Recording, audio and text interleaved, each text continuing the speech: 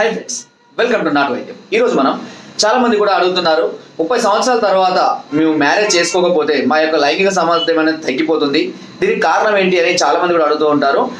ముఖ్యంగా 30 సంవత్సరాల లోపు కనుక మీరు మ్యారేజ్ చేసుకొని రతిలో పాల్గొన్నట్లయితే కనుక మీ యొక్క టెస్టోస్టిరాన్ హార్మోన్ లెవెల్స్ అనేటివి క్రమక్రమంగా తగ్గిపోతూ ఉంటాయి.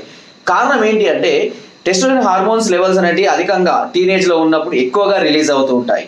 వాటిని మనం క్రమబద్ధంగా వాడుకుంటూ అంటే 26-27 సంవత్సరాల తర్వాత ఏమవుతుందంటే ఈ హార్మోన్స్ అనేటివి తగ్గిపోతూ ఉంటాయి. వీటిని ఎలా డెవలప్ చేసుకోవాలంటే రెగ్యులర్గా పార్టిసిపేట్ చేయడం ద్వారానే ఈ హార్మోన్ డెవలప్మెంట్ అనేది పెరుగుతుంటుంది. ఫర్ ఎగ్జాంపుల్ తీసుకున్నట్లయితే ఇప్పుడు ఒక పాపకు జన్మించిన తర్వాత తల్లికి పాలు రావడం అనేది జరుగుతుంది. దీనికి కారణము ప్రొలాక్టిన్ అనే ఒక హార్మోన్. ఈ హార్మోన్ ఏం చేస్తుంది అని అంటే పిల్లలు ఎంత పాలు తాగుతూ ఉంటే తిరిగి అంత ప్రొడ్యూస్ చేస్తూ ఉంటుంది. ఇవి గ్రంథుల యొక్క ముఖ్య జాబ్ అన్నట్టు, వాటి యొక్క ఉద్దేశం అదే అన్నట్టు. ఈ గ్రంథులు అనేది మనం ఎంతగా ఉపయోగించుకుంటే మళ్ళీ తిరిగి అవి అంతగా ఎక్కువగా రొటేట్ చేస్తూ ఉంటాయి అన్నట్టు. అదేవిధంగా ఈ టెస్టోస్టిరాన్ రిలీజ్ చేసేటువంటి ఈ గ్రంథులు కూడా ఈ టెస్టోస్టిరాన్ హార్మోన్స్ మనం ఎప్పుడైతే యూటిలైజ్ చేసుకుంటామో అంటే రతిలో ఎప్పుడైతే పార్టిసిపేట్ చేసుకుంటూ ఉంటామో తిరిగి మళ్ళీ అవి మనల్ని అంతే ఉత్తేజపరంగా ఉంచడానికి అదే రేంజ్లో ఉంచడానికి ఈ గ్రంథులు అనేది ఉపయోగపడుతూ ఉంటాయి అన్నట్టు తగ్గిపోకుండా.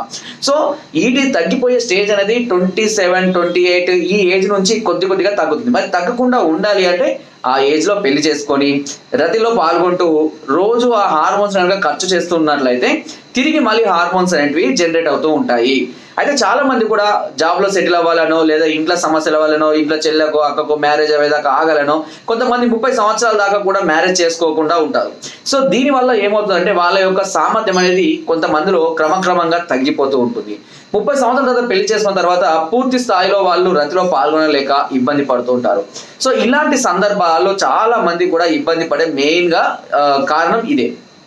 కాబట్టి ఈ హార్మోన్స్ ను మీరు ఎన్ని సంవత్సరాలు అయితే రెగ్యులర్ గా మీరు వాటిని ఉపయోగించుకుంటారో అది అన్ని రోజులు మీకు జనరేట్ అవుతూనే ఉంటుంది. అంటే మీరు అర్థం చేసుకోండి, రతిలో మనం ఎన్నిసార్లు ఎక్కువ సార్లు పాల్గొంటూ ఉంటే హార్మోన్స్ అంతా ఎక్కువగా డెవలప్ అవుతూ ఉంటాయి. అది ఎన్ని సంవత్సరాలైనా 60, 70, 80 సంవత్సరాలైనా సరే మీరు తగ్గిపోతుంది అని అంటే మీకు కూడా హార్మోన్స్ డెవలప్మెంట్ అనేది క్రమక్రమంగా తగ్గిపోతుంది అని అర్థము. దీనివల్ల మీ సామర్థ్యం అనేది క్రమంగా తగ్గిపోతుంది, ఇంకా ఎక్కువ సార్లు మీరు చేయలేకపోతున్నారు అనేది దాని మెయిన్గా ఉద్దేశం అన్నట్టు. సో ఈ ఉద్దేశాన్ని దీన్ని మైండ్లో పెట్టుకొని సాధ్యమైనంత తొందరగా 26, 28 ఈ సంవత్సరాల ఏజ్ లో ఉన్నప్పుడే సెటిల్ అయ్యి మ్యారేజ్ చేసుకుంటే వాళ్ళు చాలా హ్యాపీగా హెల్దీగా ఉంటారు, ఎక్కువసార్లు పార్టిసిపేట్ చేయగలుగుతారు. అంతేకాకుండా ఆ ఏజ్ లో పుట్టినటువంటి పిల్లలు కూడా చాలా హెల్దీగా ఉంటారు. ఇది సైంటిఫికల్ గా కూడా ప్రూవ్ అయింది. ఏజ్ ఎక్కువగా పెరగడం వల్ల లేట్ మ్యారేజ్ వల్ల పిల్లలు కూడా కొంచెం అనారోగ్యంగా పుడుతున్నారు అని. సో ఏదైనా ఏ వయసులో చేయవలసినది ఆ వయసులో చేయాలని అందుకే పెద్దవాళ్ళు అంటూ ఉంటారు. దీన్ని గుర్తుపెట్టుకొని మీరు సాధ్యం తొందరగా మ్యారేజ్ చేసుకొని మీరు రతిలో పార్టిసిపేట్ చేసినట్లయితే ఈ సమస్యలు అంటే క్రమక్రమంగా తగ్గిపోతుంటాయి. సార్ మరి ఇప్పుడు అయిపోయింది, మా పరిస్థితి ఏంటి, మేము ఇప్పుడు లేట్ గా మ్యారేజ్ చేసుకుంటున్నాము లేదా సెకండ్ మ్యారేజ్ చేసుకుంటున్నాము, ఇబ్బందిగా ఉంది అంటే దానికి సంబంధించినటువంటి కొన్ని టెస్టులు ఉంటాయి. టెస్టోస్టెరాన్ టోటల్ టెస్టులు అనేవి ఇలాంటి కొన్ని టెస్టులు చేసుకోవాల్సి ఉంటుంది.